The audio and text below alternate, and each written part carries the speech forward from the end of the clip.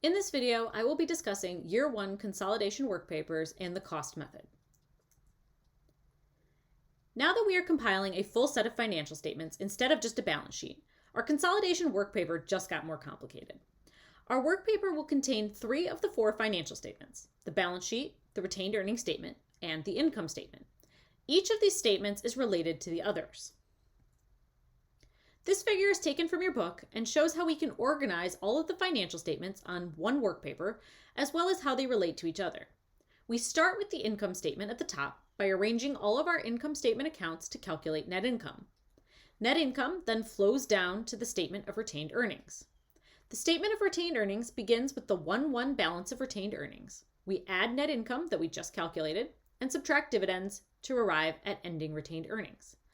The fact that we calculated net income and roll retained earnings forward on the work paper is why our eliminating entries for subsidiary equity now specifies 1-1 retained earnings.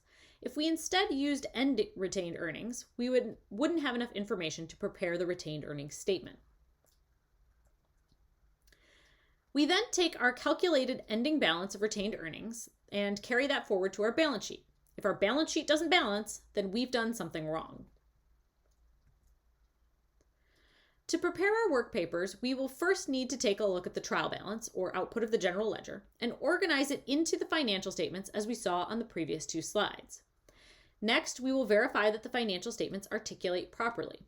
That is, net income flows down to retained earnings, to the retained earnings statement, ending retained earnings flows down to the balance sheet, and the balance sheet balances. Then we will enter our eliminating entries into the debit and credit columns, noting that our eliminating entries might span multiple financial statements. Finally, we will need to do some calculations in the non-controlling interest column. Let's take a look at the example. This time, we will be using the cost method.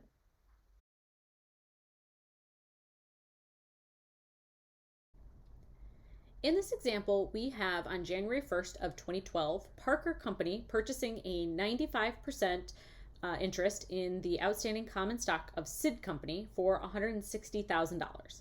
At that time, Sid stockholders' equity consisted of common stock of $120,000, other contributed capital of $10,000, and retained earnings of $23,000. On December 31st, 2012, the 2 companies' trial balances were as follows. Okay, so they started out by giving us information about the acquisition that happened on January 1st of 2012. And then they gave us some information about the trial balances as of the end of that year, because what we're going to end up doing is a consolidated work paper for the first year end. Now, what I've done here is I am showing you the tab in which we are going to do our eliminating entries and the tab of our worksheet where we are going to actually prepare the worksheet side by side. So what I've done is I have gone to Window, which is off of the screen here, but Window, New Window, and that has allowed me to have 2 windows using the same worksheet. And then I just arranged them side by side. Okay, so we have a trial balance here, and what you can see is that it's arranged by total debits and total credits. And so this is not our financial statements as we know them. It's just everything with a debit balance versus everything with a credit balance.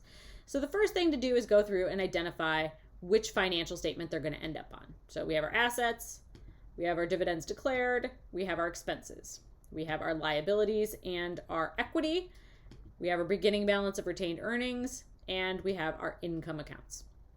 If you click over to the worksheet, I've already arranged these for you.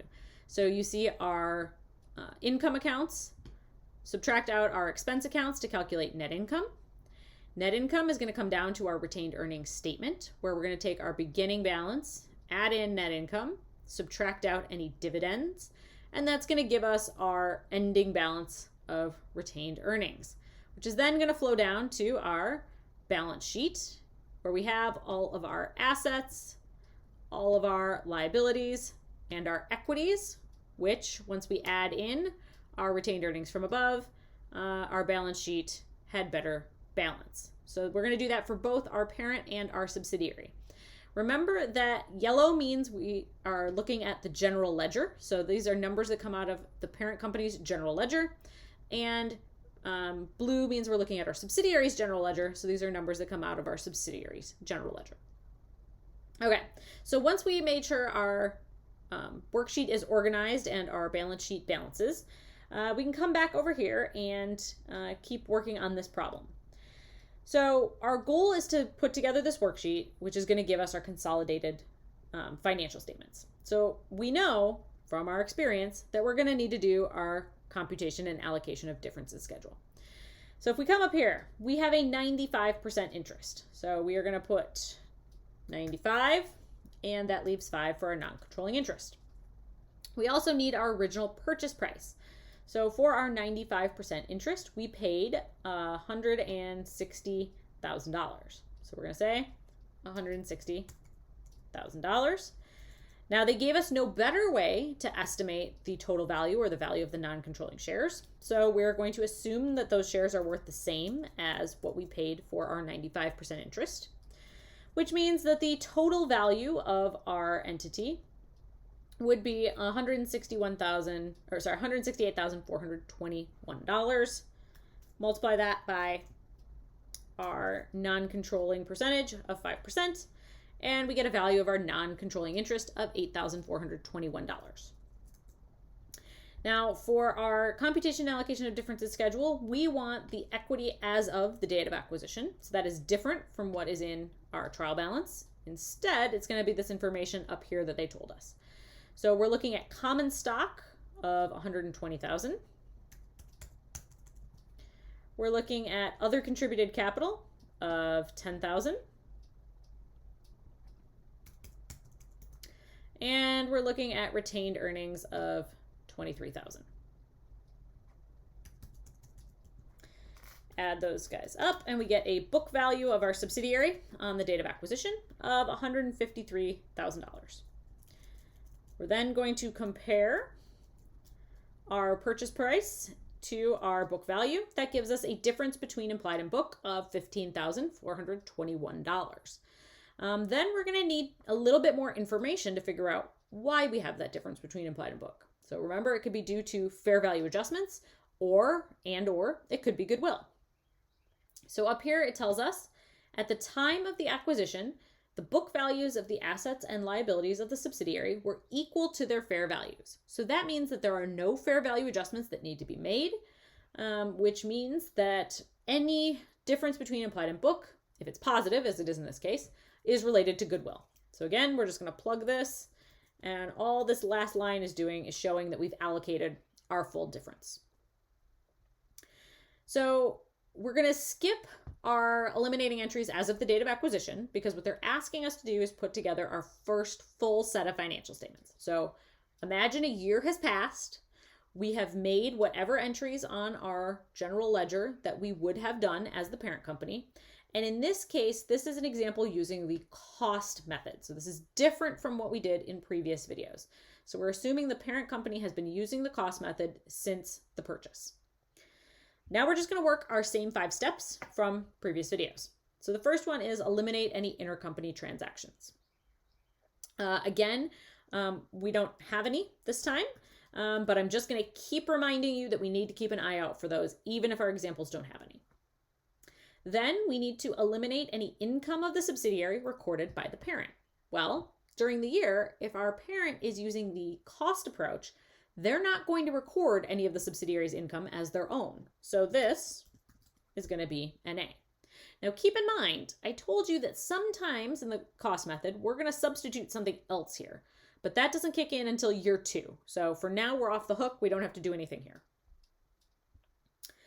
Next, we need to eliminate any dividends that the subsidiary paid to the parent. So did the subsidiary pay any dividends to us during the year? Well, let's head up here and look. We can see that the subsidiary did declare dividends of $20,000. And since we are a 95% shareholder, 95% of that would have come to us. Now, under our cost method, we would have recorded these. So let's just take a minute here. We would have recorded these as cash and a credit to dividend income. So this is different from what we would have done under the equity method. So under the equity method, we recorded this as a change in our investment. But this time, we're recording dividend income on our income statement. So much like the equity method, we don't care about the cash. That's fine. But we do need to eliminate this dividend income. So we are going to debit dividend income. And they had $20,000 of dividends declared. And of those, 95% came to us. So that's $19,000 of dividend income that needs to be eliminated. Now, the offset to this is going to be, again, this is a special intercompany transaction. We got the parent side, so now we're looking for the subsidiary side. Well, from the subsidiary perspective, nothing changed because we're using the cost method versus the equity method. So this is still going to be dividends declared by our subsidiary.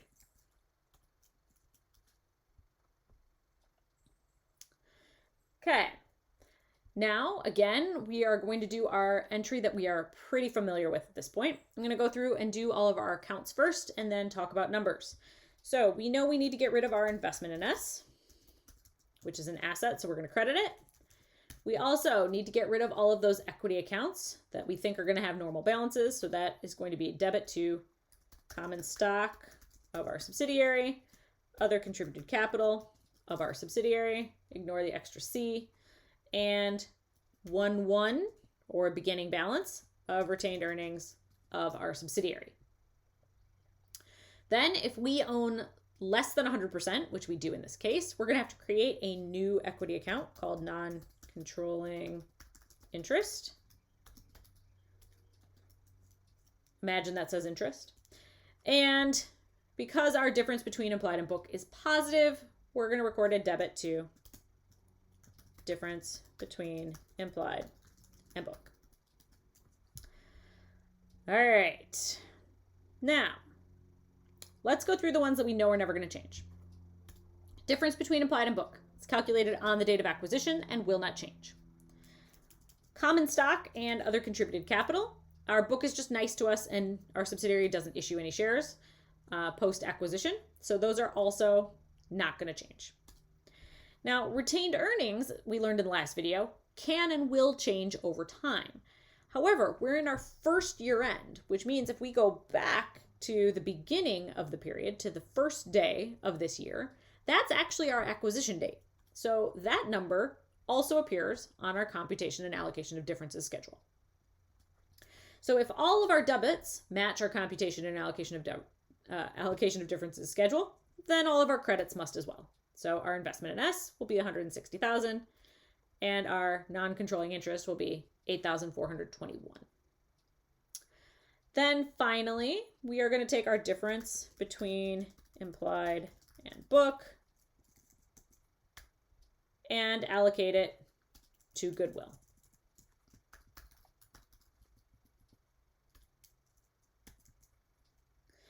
All right. So next what we need to do is we need to take these entries and reformat them onto our eliminating worksheet.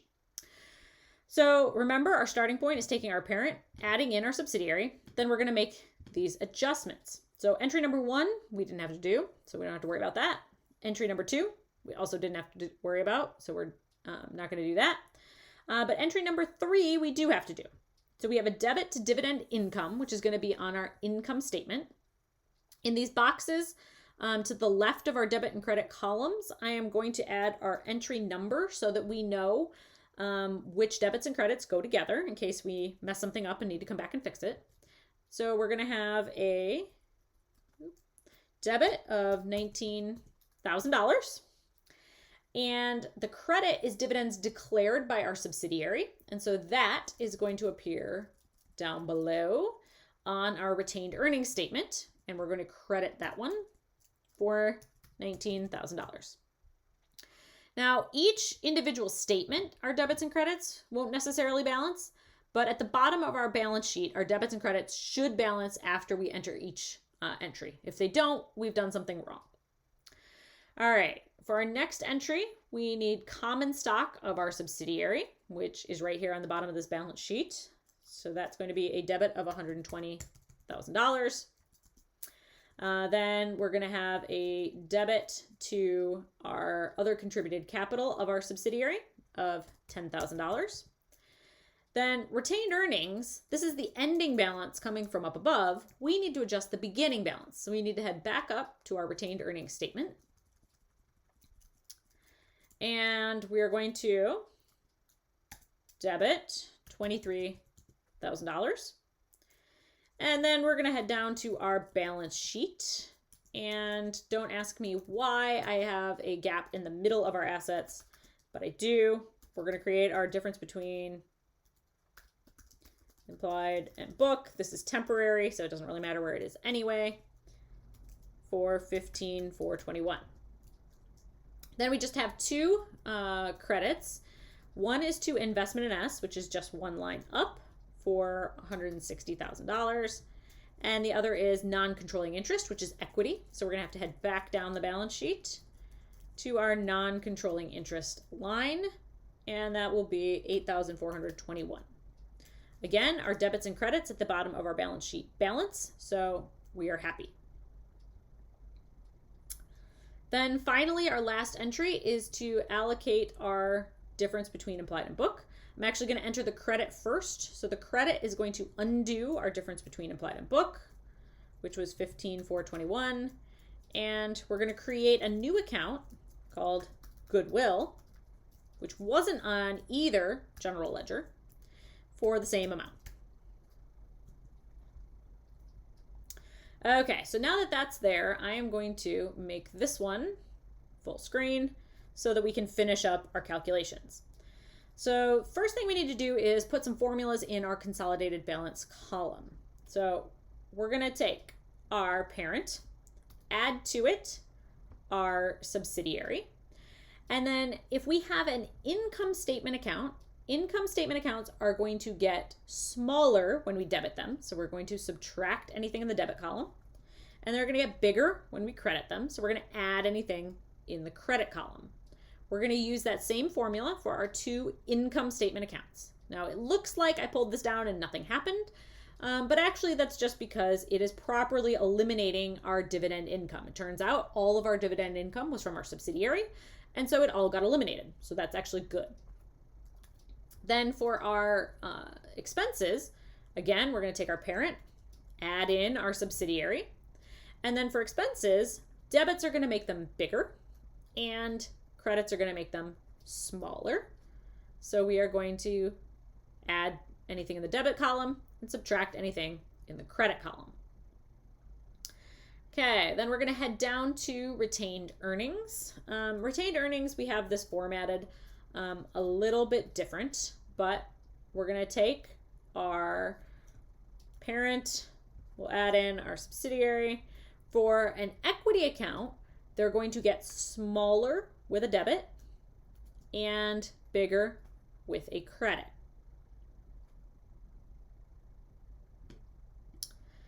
Okay, now our dividends are formatted a little bit oddly because we wanted to show them as negative on the face of our statement here. And so the logic is a little bit odd, but just kind of bear with me. We'll start with the non-controlling because this one seems more obvious. So our subsidiary one is actually going to go in this non-controlling column instead of in our consolidated column. This will become more clear a little bit later. So what we're going to do is we are going to take our subsidiary and we are going to subtract anything in the debit column and add anything in the parent column, or sorry, in the credit column. And then we'll do the same thing over here. We're going to subtract anything in the debit column, add anything in the credit column. Okay, then we get to our balance sheet where things are a little bit easier. So we're going to take our parent, add in our subsidiary. We know anything in the debit column that's going to increase, so we're going to add that one, and we're going to subtract any credits. And then on the other side, again, we're going to add parent, add subsidiary, subtract debits, add credits. Now, the way this is formatted, it's a little bit odd, so I'm just going to copy and paste my formula. And you can see that it appropriately is eliminating our subsidiary equity. So we no longer have any common stock, and we no longer have any other contributed capital from our subsidiary. But you also might notice that our balance sheet doesn't balance, and that's because we're not quite done. We have to do a little bit of extra work in our non-controlling interest column, and that's because this column is, again, sort of their own little retained earnings, so that we're going to take their initial investment and we're going to give them their portion of net income, and we're going to take out their portion of retained or of dividends. So we're basically accounting for the value of their shares using the equity method. So we're going to come up here, and our subsidiary is going to have their share of the subsidiary's income. So in this case, our subsidiary or our non-controlling interest had a 5% interest. So 5% of the income that they have a right to is this net income of the subsidiary only, because they are not a shareholder of the parent. So they have $1,300 of income that's really theirs. We also need to go over to our consolidated balance column, and we're going to take that out, because here's where we show our net income attributable to the entity as a whole versus the net income that is attributable to the parent share. And so this is part of our reporting that we differentiate between these two. So the income we gave to our non-controlling interest comes down to the retained earnings statement and gets netted against the dividends that were paid to them. So that means the value of their investment has increased net this year by $300. That $300 is going to come down to the bottom of our balance sheet. We are going to bring over the beginning balance. We're going to add to that the $300, and that gives us an ending balance of our non-controlling interest of $8,721, and now our balance sheet balances. So some things you want to keep an eye out for. You can't always assume that all of the dividend income is from the subsidiary, but in this case it was, so it's good that it eliminated entirely. You want to make sure that we eliminate all of the subsidiaries' beginning retained earnings. You want to make sure that we do not have any difference between implied in book or investment in S left on our consolidated balance sheet, and that we don't have any subsidiary equity left on our consolidated balance sheet. So again, if we were preparing our financial statements, we would take this column and we would take the numbers that appear here and type those into our financial statements that we then register with the SEC. This concludes our lecture on first-year work papers and the cost method.